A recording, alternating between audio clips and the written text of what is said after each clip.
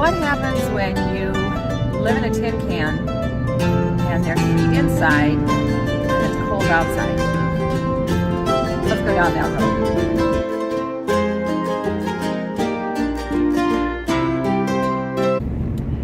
Hello, faithful people. I'm Orlean. I'm Gary, and I'm still driving.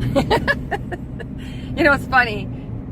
I could be driving because the RV's not behind us. I have to start doing that more often. Yeah. Anyway, because I do know how to drive the truck. It's just with the fifth wheel attached. So we unhitched at the church, and yesterday we went to go see a friend of ours in Seattle.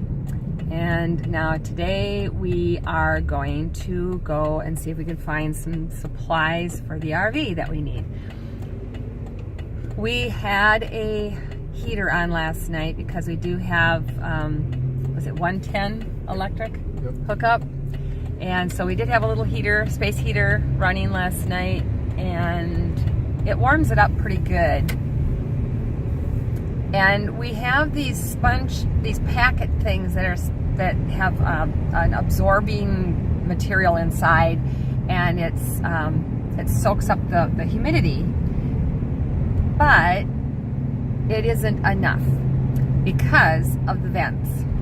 The vents need to be blocked up, and then we will be able to keep the warm air from going up so much and maybe circulate it more. Anyway, we have several things we need to do. One of the things we need to do too is we need to remember that years ago when we had a travel trailer, we used to run a fan to circulate air with the heater, and that worked really well. If we were using the furnace, we probably wouldn't have as much of a problem because that would be circulating air at the same time. But it really eats up your propane. So we're trying to take advantage of the fact that we have some electric right now, and that we can just use that and then just use a small fan to circulate the air around. That's the plan. So we are on our way to find some supplies. What's interesting is that we have been watching YouTube channels for months and months, learning about all of this stuff.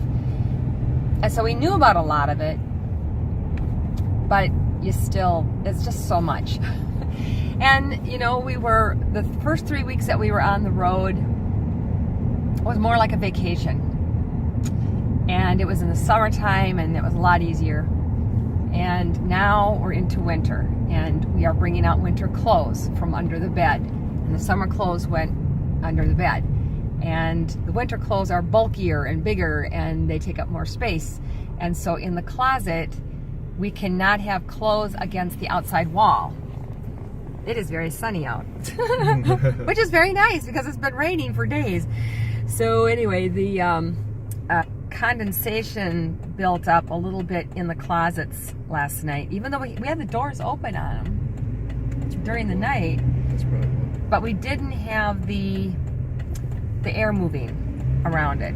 So anyway, we have a few things we have to make some adjustments, and you know, we've been offered to stay as long as we want and just go check out the area and have a good time and explore and everything, and wish we'd have time to do that. But now we are back in the RV again full time, and now we have some things we have to get figured out before we get too much further down the road. Once we get into warmer weather, it won't be so bad, but we're going to be in some pretty cool weather yet, especially at night, for a while. So we have to take care of these things. Anyway, do you have any thoughts? Gary's been watching some YouTube videos this morning. Well, we're going to look into some more moisture absorbing things, but also some kind of a humidifier that we might be able to use. That uses batteries? Or whatever. Okay. Yeah. We'll just do some shopping. Yeah. Yeah.